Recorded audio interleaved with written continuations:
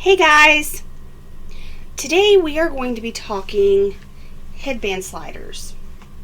If you don't know what a headband slider is, they are these cute little embroidery designs that can be done on felt, or they can be done on various different kinds of faux leather, vinyl, marine vinyl, whichever you would like to call it. The name is pretty much interchangeable with anything that looks nice and shiny and pretty. So, headband sliders. This one is stitched out on a shimmery holographic vinyl. I buy this vinyl in rolls off of Amazon, and it is linked in my link tree in my bio. So, we have nice and pretty on the front. And then we have a piece of felt that covers all of the stitches and stuff on the back, which also leaves a pocket for us to slide our headband through. Now, there are different types of headbands that you can use. I highly recommend one that does not have teeth, especially if you are going to leave your headband slider as a removable piece. So all you do is you just slide it through, just like that, and you have a cute little hair accessory. You can take and you can glue this down if you'd like, or you can just leave it removable. But again, like I said, if you're going to leave it removable, use a ribbon-lined headband instead of one that has teeth. The teeth eventually will start to tear the back of your felt up. Alrighty, so now let's talk about what it is that we're going to need. Obviously, you're going to need your embroidery machine, and you're going to need a headband slider design.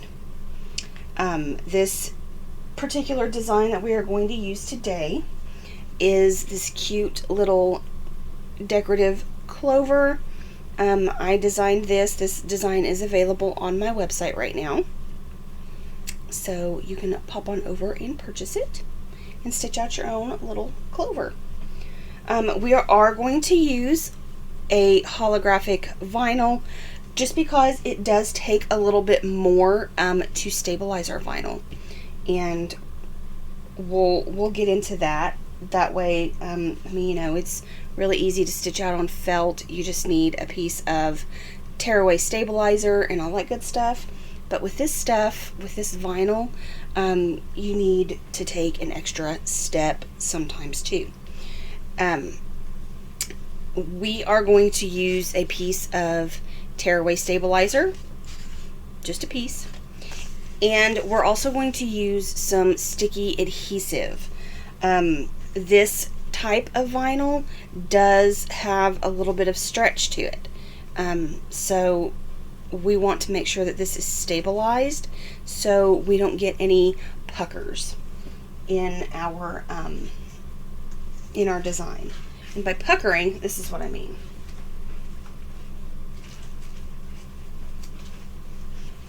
You can see here on this one, it's the same type of vinyl, but you can see all that nasty little, you can see all the dips and the puckering around this. That means that this one was not stabilized enough. So sometimes we have to add extra stabilization and stuff to this type of vinyl, because this one is really thin compared to regular marine vinyls. This one right here, this is an upholstery vinyl. I get this from Hobby Lobby. You can get this by the yard. But if you put them side by side there, you can see the difference. It's not much of a difference, but there's still a difference. This one, it's a little more sturdy than what this one is. And this one's a little bit thicker too. Alrighty. So now we've got our hoop, and we are going to put our stabilizer in our hoop. And when I put my stabilizer in the hoop, I always start like this because I'm holding it nice and tight, and then I just press it down in my hoop. I have my hoop set where I don't move the screw. I just press the top of the hoop in there. That way I'm not stripping out this screw. Stripping the screw is a very, very common thing. You can get new ones, or you can just do like I've done with this one, and I put a ponytail holder around it pretty tight, and it works just the same.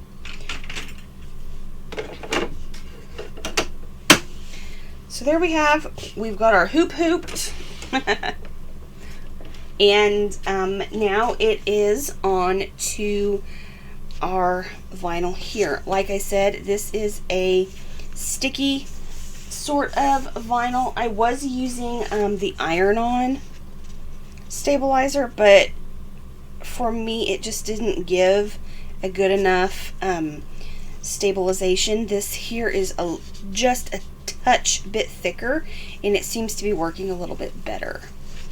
So all you do is you just peel it away, and I've got this cut to fit my square here perfectly. Whenever I use my 4x4 machine, I like to cut all of my materials to a 4.5 by 4.5 square. That way I know that it's going to cover my project in the hoop perfectly.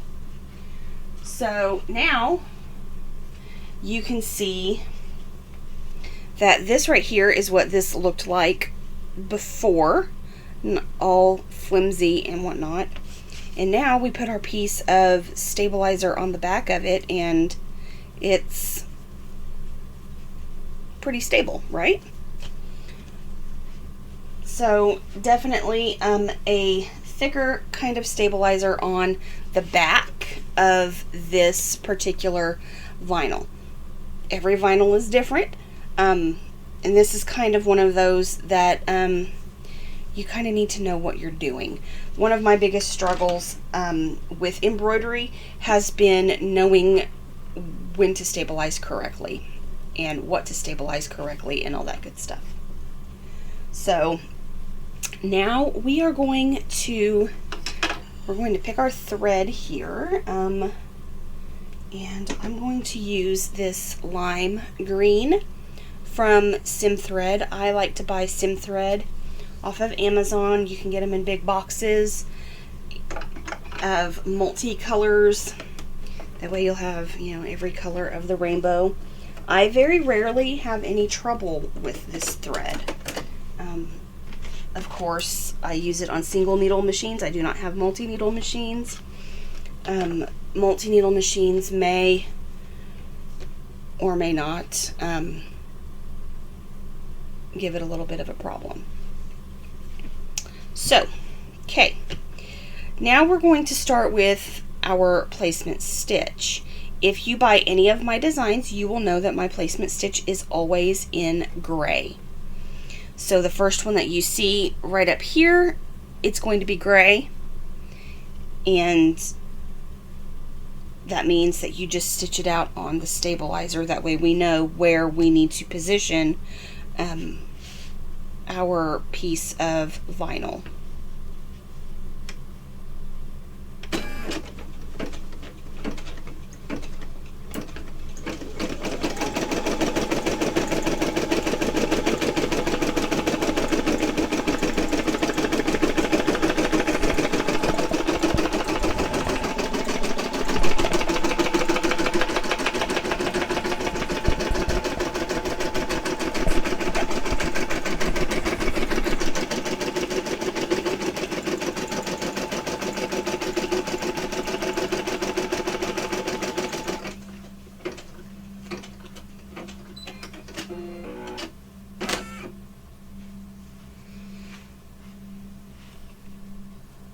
Okay, so now we are going to start by placing down our piece of vinyl.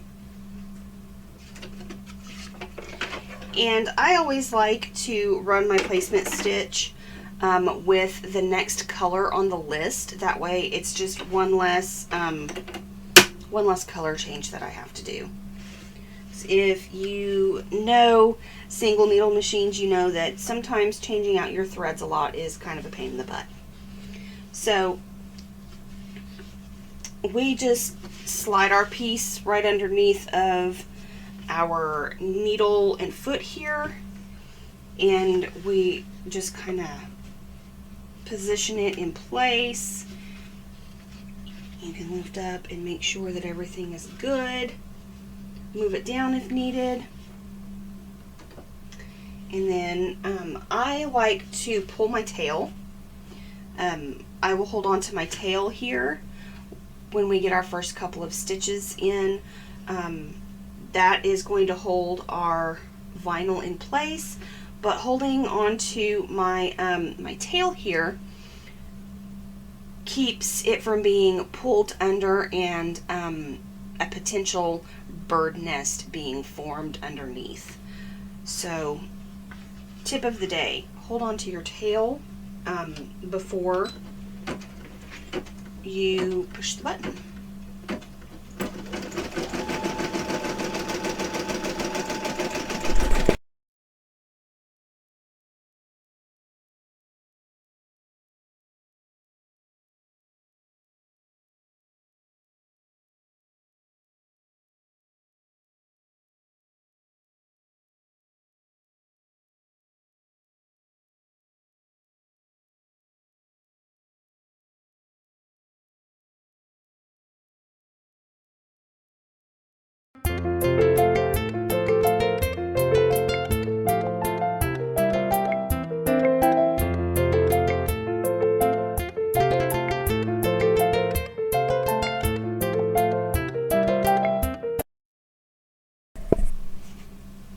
All right, so now we have the inside of our design stitched out. I'm just going to come in here and trim our little jump stitches here.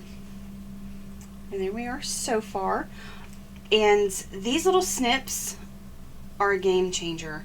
I highly recommend these. They will get the smallest of smallest jump stitches trimmed in your project. They are also linked in my bio, along with a few other things that I use. And I just bought them off of Amazon is all. Alrighty, so now this is where it kind of becomes tricky sometimes. Sometimes, not all the time. So it shows that we still have 2 color steps left, right? Right. So what we're going to do is we are going to run an outline stitch around our design here. And there's a purpose for that. Because you see, you can't tell on the front side here where the opening is to slide your headband through. But on the back side you can. So just imagine, if you would for just a second, that this part here is the front side. This here and this here make your design look completely unfinished. And I don't like that. So we just do an outline. I know I could take and I could stitch just a little line here and a little line there, but let's be realistic. It's just easier to do it this way. So again, we're going to hold on to our tail, and then we are just going to stitch.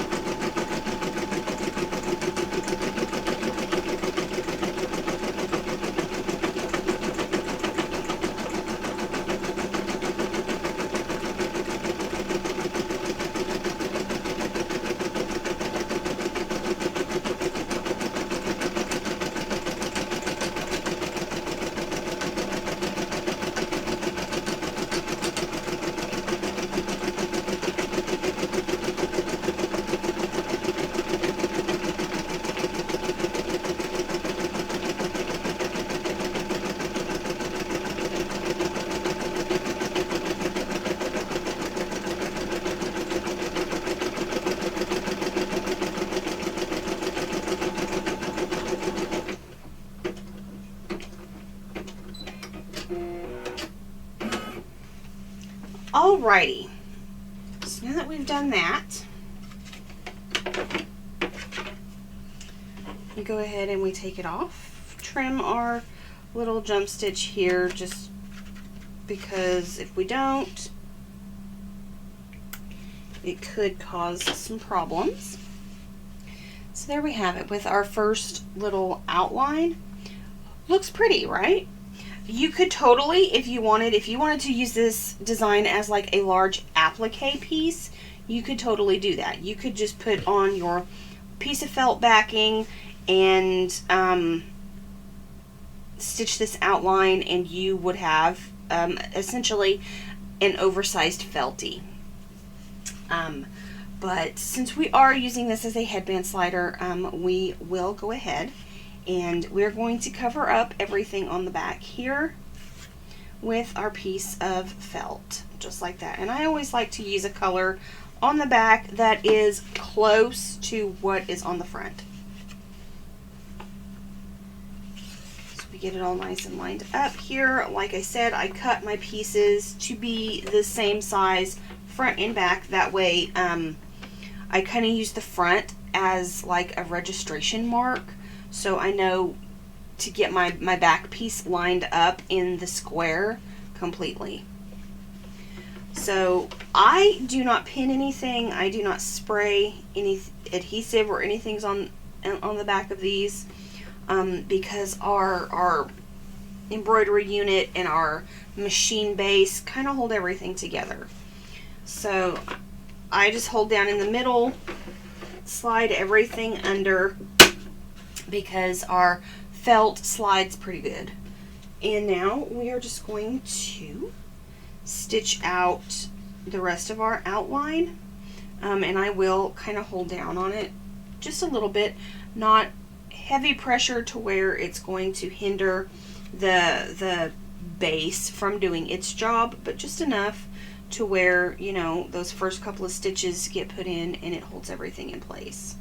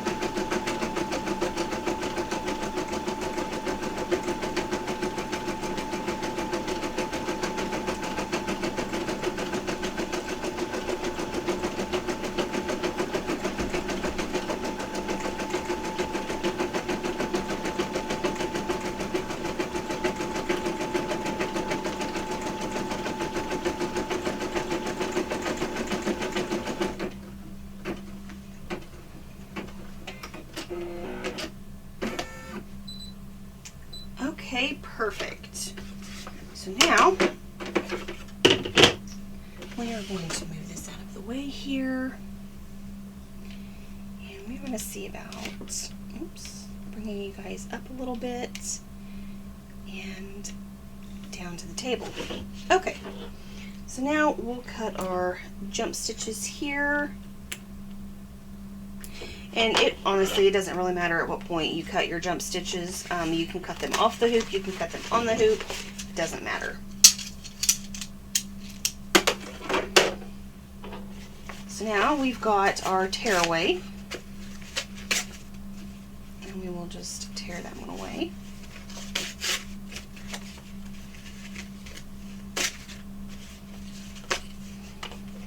And then our sticky stabilizer is also a tearaway, so you can just go around your project and lift it up, and then tear it away as well. And I love using Tearaway stabilizers because those stitches kind of act like a perforation. So it's just like a piece of notebook paper or whatever in your spiral that has that nice little perforation, and sometimes they don't tear off so great, but that's okay. I don't really want to be cutting through that stickiness with my scissors. I just don't want to deal with that, so we just tear all of our sticky pieces off. Alrighty, so there we have our finished design. We'll throw our trash over here in the recycling bin because it is paper, so we can recycle it. So let's talk scissors for just a second here. If you have seen any of my live streams, you know these are my favorite pair of scissors. These are just a pair of household scissors. They're Fisker titanium household scissors. They may have came from Walmart. I don't know. You don't have to have a high dollar pair of scissors to cut your felt tees, to cut your headband sliders, anything like that. To each his own. I am not saying that, you know, any way is right or wrong. That is not my place. My place is just to give you information, and you do with that information what you will. So, we are going to use our little piece of crappy scissors here. And we're going to cut out our headband slider. Now, I like using these scissors because they're nice and comfortable in my hand. I do think that having a pair of scissors that is comfortable in your hand makes all the difference. And of course, you know, they do need to be sharp as well. I have my husband sharpen these scissors for me quite often because I use them every day. But comfort is key. I have the high dollar fabric scissors and stuff like that, but they hit right there on that bone on my thumb where these hit just right before, and that is what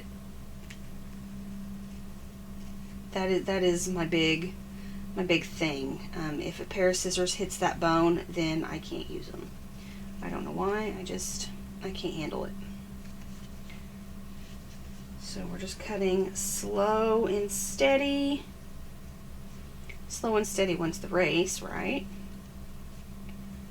And we're making sure that we're keeping away from our stitches. Not too far away, but far enough that it doesn't look bad.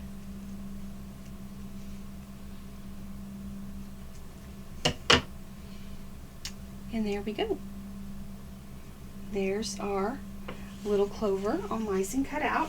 Now, if you're like me and any of your pieces that you cut out are worth anything, hold on to your pieces. You never know when you're going to need a scrap of something for a little applique of some sorts.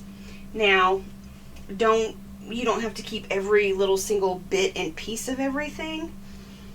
This is about as small of anything as I keep. These little squares like this are perfect for little appliques for felties. That way you don't have to cut a giant piece that you could potentially need to use later. And don't forget to trim our jump stitches on the back, because if you don't trim the jump stitches here by the opening, it can your headband can get caught up in it.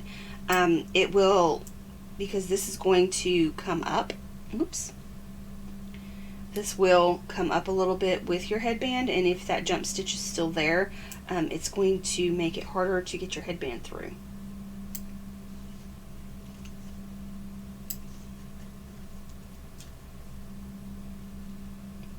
Again, like I said, these little snips are a life-changing, game-changing, whatever you want to call it. Alrighty, so now, the great thing about a lot of these headband sliders, it doesn't matter which way you put them in. This one in particular, you can put it in this way and have it look like this, or you can put it in, where's our other opening? Right here. And it will look just like that. Just a nice, simple, cute little headband slider. Just like that.